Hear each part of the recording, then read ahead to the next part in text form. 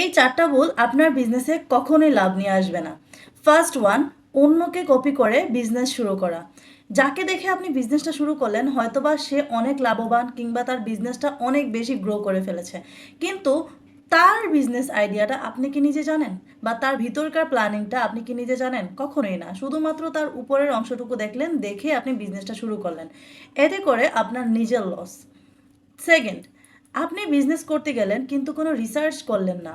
এটা হলো আপনার সবচেয়ে বড় ভুল। রিসার্চ ছাড়া আজকালকার সময়ে সাধারণ কোনো বিজনেসই করা যায় না। সেক্ষেত্রে আপনি যদি রিসার্চ ছাড়া ভালো কোনো বিজনেস করতে যান, একদম প্রথমেই আপনি এটা থেকে লস খাবেন।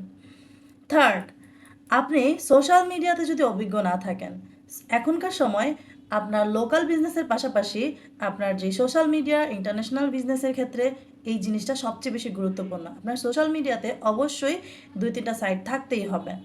ফোর্থ, যেটা সবচেয়ে বেশি ইম্পর্টেন্ট, সেটা হলো আপনার পুঁজি আছে কিন্তু সেটা আপনি সঠিক খরচ করতে পারছেন না।